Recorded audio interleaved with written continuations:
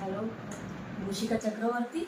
હું ગાંધીનગરમાં રહું છું અને હું આજે મારો એક ચાર્ટ અનુભવ અહીંયા શેર કરું છું કે ગાંધીનગરમાં પ્રખ્યાત એવા ડૉક્ટર વિમલ મોદી સર જે ઓર્થોપેડિક છે અને એ આજના સમયમાં ભગવાન સમાન વ્યક્તિ છે કે એ વ્યક્તિએ મને કોઈના રેફરન્સથી મને કોઈના દ્વારા એમનો રેફરન્સ મળ્યો હતો એ એવા સમયે કે જ્યારે મારો બાળક લગભગ 27 દિવસનો હતો ત્યારથી મેં એની ટ્રીટમેન્ટ એમના જોડે કરાવડાવી.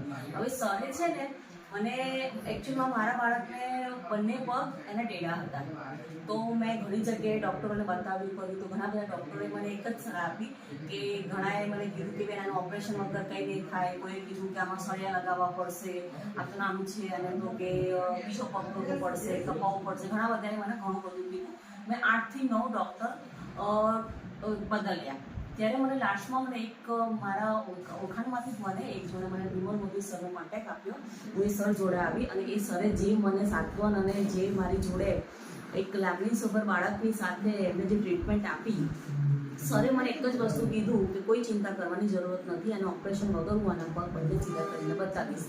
જે સરે એકદમ એમ કહેવાય કે ભગવાનની રીતે મને એ કામ કરીને આપ્યું. મારા બાળકના બંને પગ સીધા થઈ ગયા. આજે મારો સન 16 વર્ષનો છે અને કોઈ પણ વ્યક્તિ એને જોઈને નથી કહી શકતું કે આ બાળકના પગ ક્યારેક વાંકા હતા અને બંને પગ એના એકદમ ક્રોસમાં અને જે ઇમ્પોસિબલ હતું એ સરે પોસિબલ કરી આપ્યું. એટલે મારા માટે તો ભગવાન સમાન છે અને એ સરમાં હાથમાં ગોડ ગિફ્ટ છે કે જે બી કરે છે પરફેક્ટ અને બહુ સારું કરે છે. એટલે હું તો લોકોને એ જ અપીલ કરું છું કે જો આ સર જોડે તમે આવશો તો તમારે બિલકુલ નિશ્ચિંત થઈને તમે તમારું કામ તમે કરી શકો છો.